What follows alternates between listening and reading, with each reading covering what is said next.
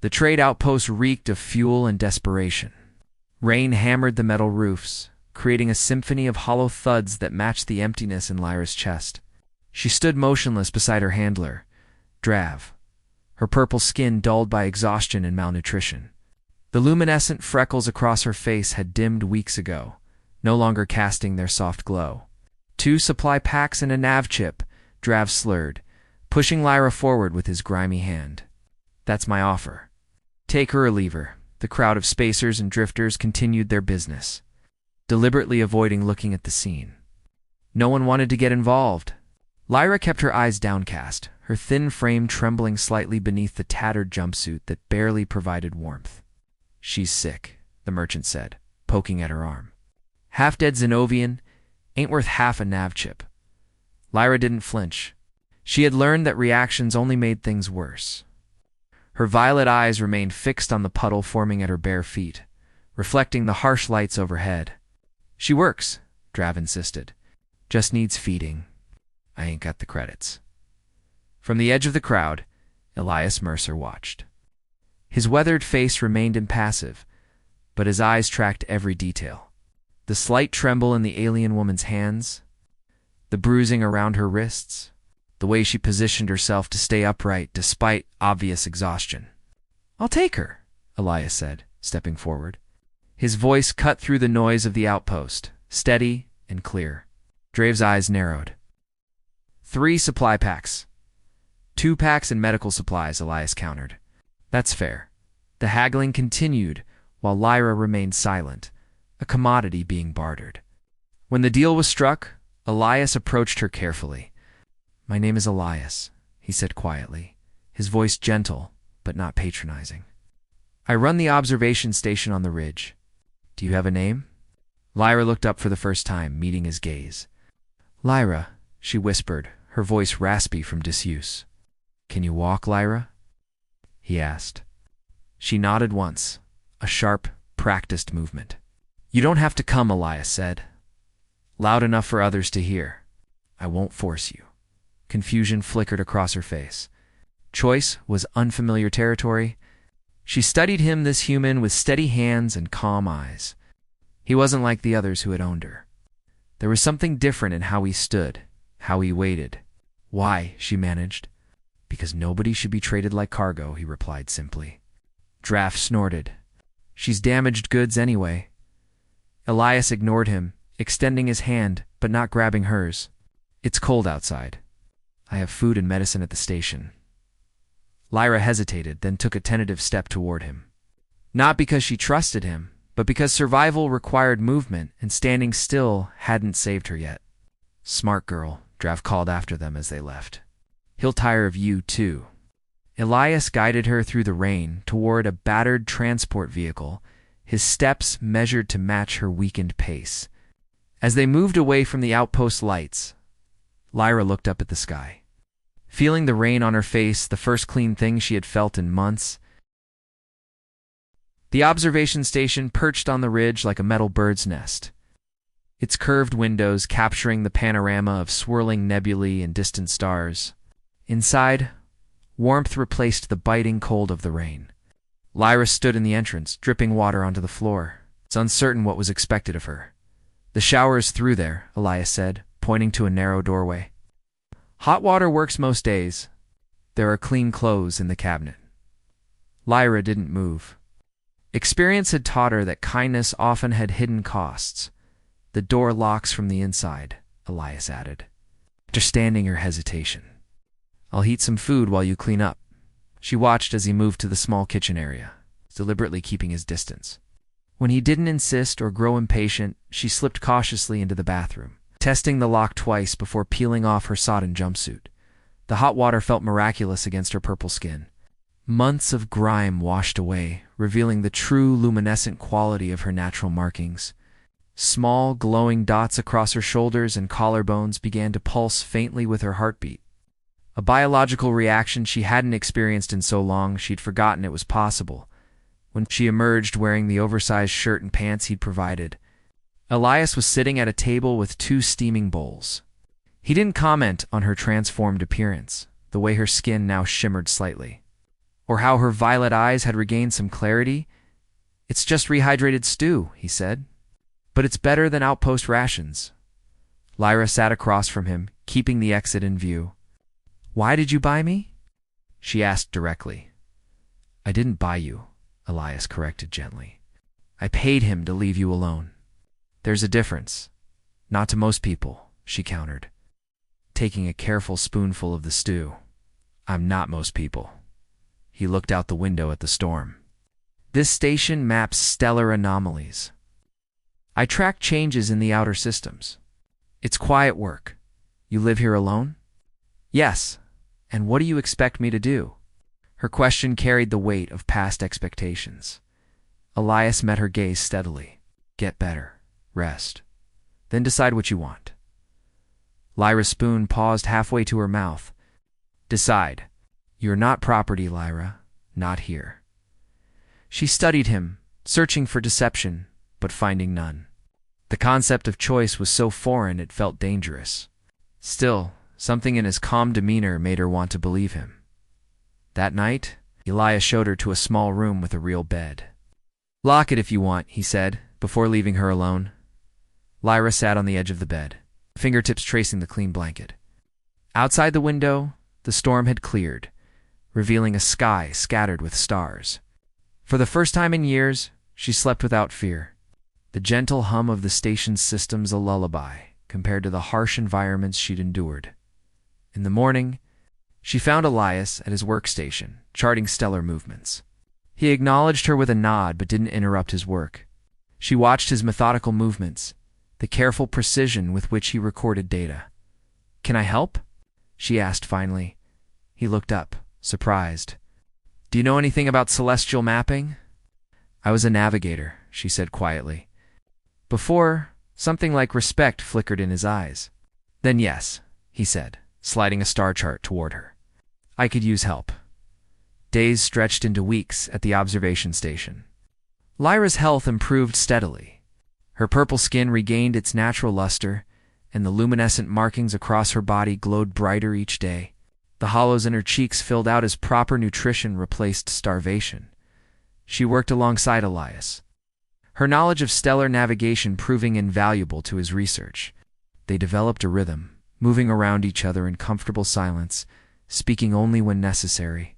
Trust built slowly, like the formation of a new star. One evening, as they tracked a passing comet, Elias asked, "How did a navigator end up being traded like cargo?" Lyra's hands stilled on the calibration controls. She hadn't spoken of her past since arriving, and he hadn't pushed. "My ship was attacked by raiders," she finally said. "I was the only survivor. They sold me to a mining operation in the Krell system." Her voice remained steady, but her luminescent freckles dimmed. "When I became too weak to work, I was sold again, and again, until Drav." Elias listened without interrupting, without offering empty sympathy. "Navigation skills aren't useful when you're seen as property," she continued. "So I learned to hide what I knew. Being underestimated kept me alive." "You're safe here," Elias said simply. For the first time, Lyra allowed herself to believe him. That night, she left her door unlocked. As weeks passed, Ira began venturing outside the station, standing on the ridge to feel the wind on her face. The freedom to move, to breathe open air without permission, still felt surreal. Sometimes Elias joined her, maintaining a respectful distance.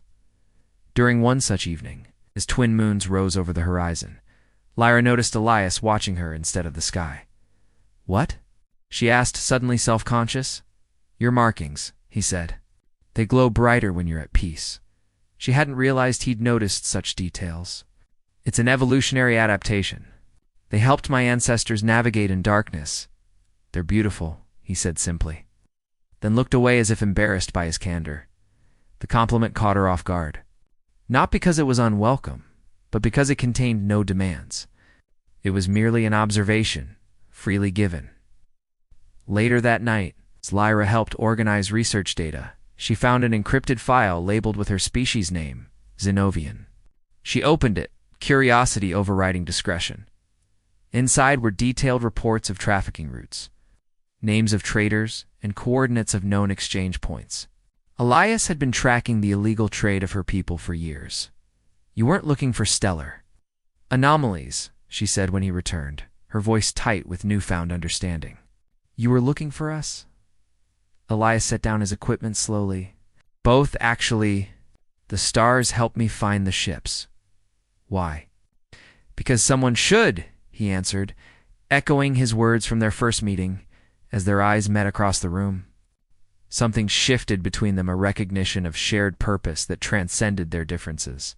The distance Lyra had carefully maintained began to close, not by physical movement, but by the gravitational pull of mutual understanding. That night, a storm more violent than any before battered the station. As warning systems blared, Elias rushed to secure the observation equipment.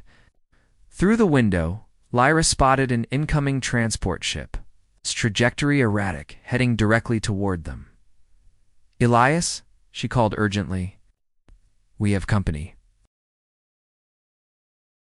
The transport ship landed with a metallic groan on the ridge platform, its engines sputtering before dying completely. Rain pelted its scarred hull as emergency lights flashed warning signals through the storm. That's a raider vessel, Lyra whispered, instinctively stepping back from the window. Her luminescent markings dimmed with fear, the purple of her skin darkening. Elias moved quickly to a storage panel, retrieving a pulse rifle. Get to the back room and lock the door, he instructed, his voice low but firm. Instead, Lyra reached for the station's communication console. There's a security protocol I can trigger, she explained, fingers flying across the controls. I was a navigator, remember? I know these systems. Elias watched her work with newfound admiration as she activated a beacon that would alert nearby patrol ships. Then she grabbed a tool from his workbench and moved to his side. I'm not hiding anymore, she said simply. The station's outer door hissed open. Two figures stumbled in, a human man supporting a severely injured Zenovian woman whose purple skin was so pale it was nearly translucent. Her luminescent markings flickered weakly, like dying stars. Help her, the man pleaded, his eyes widening when he saw Lyra. Please. They were taking her to the same outpost where I found you. Elias lowered his weapon while Lyra rushed forward to help the wounded Zenovian to a medical cot. The woman's eyes fluttered open, locking onto Lyra's with desperate recognition, the relief of finding one of her own kind. How did you find us? Elias demanded of the man. Tracked the beacon you've been broadcasting, he replied, watching anxiously as Lyra administered emergency treatment. Been monitoring it for weeks. When we escaped, I knew where to go, as Lyra worked to stabilize the wounded Zenovian. Her hands steady, despite the chaos, Elias secured the station and monitored approaching signals. The patrol ships would arrive within hours. In the quiet moment after the immediate crisis, when the injured woman finally slept and the storm began to wane, Elias found Lyra standing at the observation window. Her reflection showed exhaustion, but also a fierce determination he hadn't seen before. You saved her life, he said, coming to stand beside her. You would have done the same. She turned to face him, closer than she'd ever allowed herself before. That's why I stayed. The admission hung between them, weighted with meaning. Elias reached out slowly, giving her time to retreat, but she remained still as his fingers brushed against hers. I thought I was rescuing you, he said softly, but you were never really broken, were you? Damaged, she corrected, echoing Drave's cruel assessment, but not broken. Their hands entwined fully now, her purple skin contrasting with his tan complexion. Her luminescent markings pulsed brighter, reflecting the acceleration of her heartbeat. Lyra, he began, uncertainty in his voice. She closed the remaining distance between them, resting her forehead against his chest. The gesture was more intimate than any words, a physical expression of the trust that had grown between them. Elias wrapped his arms around her carefully, protective but not possessive. Whatever comes next, he whispered into her hair, we face it together. She looked up at him, violet eyes reflecting starlight. I choose that, she said, and raised her face to his. Their kiss was gentle, tentative in exploration rather than acclaim. When they parted, the luminescent markings across Lyra's skin glowed with an intensity that illuminated the space between them. Outside, the first patrol ship appeared on the horizon, signaling an end to their isolation and the beginning of something neither had dared to imagine. Dawn broke over the ridge as 3 patrol ships surrounded the station. Officers secured the rescued Zenovian woman and the man who had brought her, taking detailed statements about the trafficking operation. Lyra stood tall as she provided coordinates of known trading posts, her navigator's knowledge proving invaluable to the authorities. "We've been tracking these operations for years," the patrol captain explained. "But survivors rarely come forward. They will now," Lyra said with quiet confidence. She glanced at Elias, drawing strength from his steady presence. "We'll make sure of it." When the officers departed with promises to return, taking the rescued pair to a medical facility, silence settled once more over the observation station. But it was different now, charged with possibility rather than caution.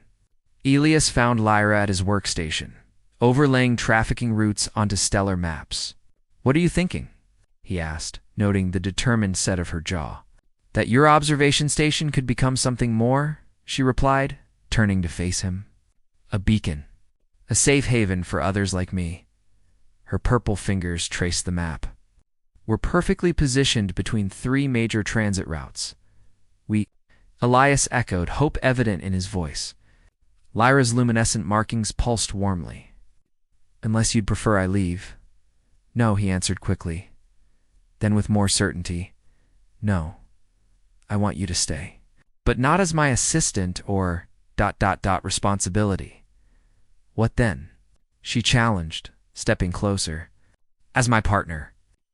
In every way, the word hung between them, laden with meaning. Partner, equal, chosen. Lyra reached up to touch his face, her purple fingers gentle against his skin. "I've never been anyone's partner before. I've never asked anyone to be mine," he admitted. Their second kiss was different from the first, confident, unhurried, a promise rather than a question. When they separated, Lyra's entire body seemed to glow from within, her natural luminescence responding to her emotions. Over the following months, the observation station transformed. Additional living quarters were constructed, communication systems upgraded, medical equipment installed. The first refugees arrived, 3 Zenovians, and a human woman who had helped them escape, followed by others seeking sanctuary. Lyra stood on the ridge one evening, watching a transport ship approach with new arrivals. Elias joined her, slipping his arm around her waist. Her head rested naturally against his shoulder, a gesture that had become familiar and cherished. "Did you ever imagine this?" she asked, gesturing toward the bustling station behind them. "When you found me at that outpost?" "No," he admitted. "I just knew I couldn't walk away, and now I know why." He turned to face her fully. "Some people are worth more than entire star systems." Lyra smiled, her violet eyes reflecting the emerging stars. The luminescent markings across her purple skin traced patterns that Elias had learned to read like his beloved, constellations indicators of her joy, her passion, her love. "From discarded to essential," she mused, taking his hand. "Quite a journey. It's only beginning," Elias promised, as they walked back to the station together, not as rescuer and rescued, but as equals who had chosen each other amid a universe of possibilities. Behind them, another ship approached the beacon they had created, another soul searching for the worth that someone had failed to see.